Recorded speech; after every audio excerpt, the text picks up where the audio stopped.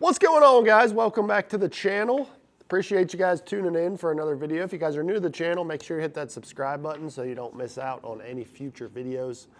We're still doing 3 videos a week all throughout the fall, so hopefully you guys can hit that subscribe and stay tuned in throughout the rest of the season.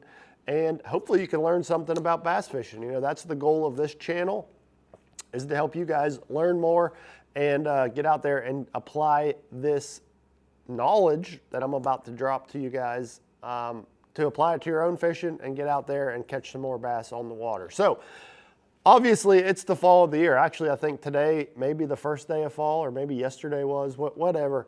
But it is officially fall, and you know, fall to me means frog fishing.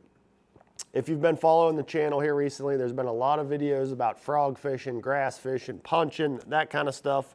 But I'm gonna drop some juice here. This is a little hack that a lot of the best frog fishermen are doing, and they're not really telling you about it. This doesn't really get talked about a whole lot, but a lot of the best frog fishermen do this little hack right here, and it definitely helps you catch some more bass. So let's jump in, and I'm gonna drop some frog juice. Hopefully you guys can use this and put some fish in the boat.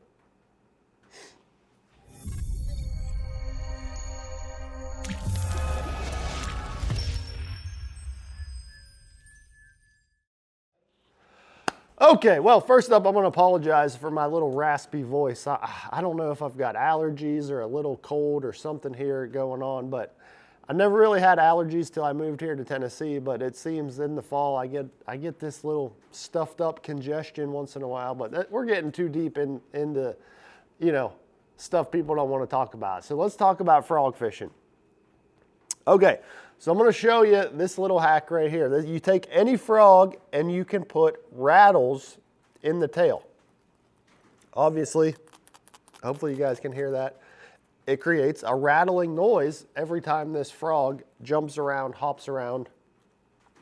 And this is something a lot of guys are doing, and they're really not talking about it. You know, there's multiple ways you can make your frog rattle. Obviously, you can insert BBs, or I've done a couple videos on the channel as well about inserting nail weights inside the frog. So those are a couple options that you can do to get the noise and add a little weight to it as well.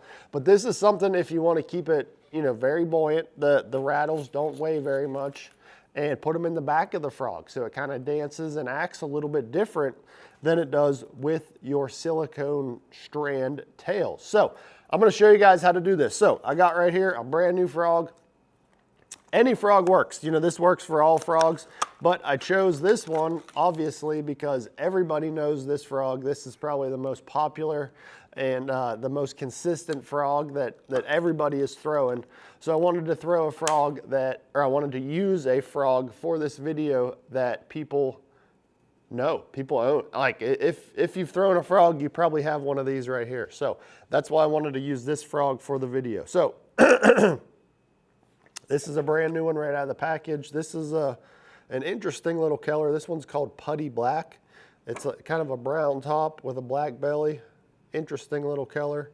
Very natural looking. You know, that's what I was going for when I bought this color. But first step is you got to get the old legs out of the frog.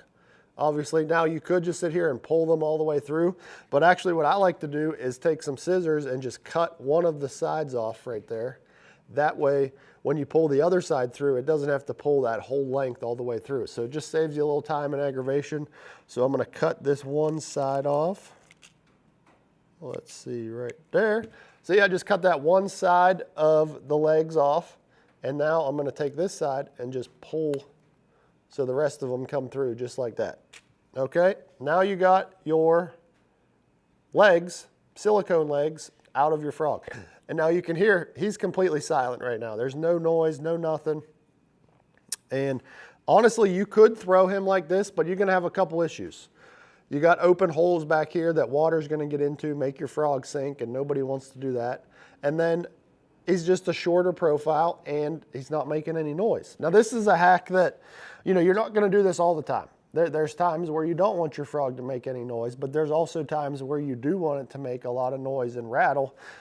And that's when this hack comes into play. So You take this right here. These are just jig rattles, bunch of them around. You know, it's a very common, you know, it used to be a lot more popular than it is now, I guess. But you take a jig rattle, well, 2 jig rattles, you know, 1 for each side.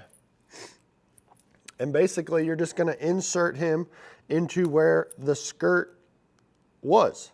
Now, okay, so if you guys know me, you know that I love super glue. So of course I'm gonna super glue these rattles into the back of the frog so they don't come out, and you're not wasting time having to put another rattle in if, you know, you catch a couple fish and the rattle breaks loose and comes out. So I'm gonna take a little bit of super glue, put a dab in the hole there, just a little tiny bit, goes a long way, especially when you're not fishing immediately. You know, if you're doing this at the house, just a little bit of super glue goes a long way. It doesn't, you know, if it has time to dry, just a little tiny super glue will hold this for a long time. So I'm gonna do that to both sides here. A little bit of super glue. Let's get my cap back on so it doesn't dry up. And get that rattle in there.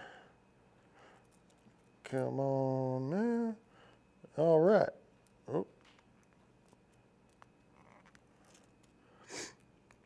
And there you have it. Now you have rattles in your frog. You guys can hear that frog is going to make a bunch of noise. And it has a little bit smaller profile now. You know, it does not have the big long legs on the back. So if you get to a little bit of open water, and you're twitching him around, it's still gonna make that noise, but it kind of shrinks up the profile a little bit. Now, he still walks very well, he skips very well, all those same sort of things, but it adds a little sound, and that can really draw some fish up. You know, if you think about all of your other topwater baits, think of any other topwater bait that you throw.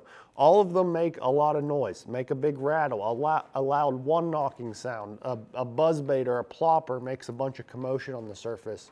So generally speaking, your topwater baits are relying on sound to trigger those fish and find those fish. So adding a couple rattles to your frog can go a long way, and it can definitely help you catch some more fish. So hopefully you guys learned something from this. Maybe you've done this before, maybe you've heard of this, but I wanted to bring you guys a little juice tip for your frog fishing. If you're getting out doing any this fall, you know, now's the time to do it. So give this little tip a try. Hopefully it helps you guys get out there and catch some more bass. So appreciate you guys as always. Leave me those likes and comments down below. Hit that subscribe button if you haven't already, and we'll see you guys next time.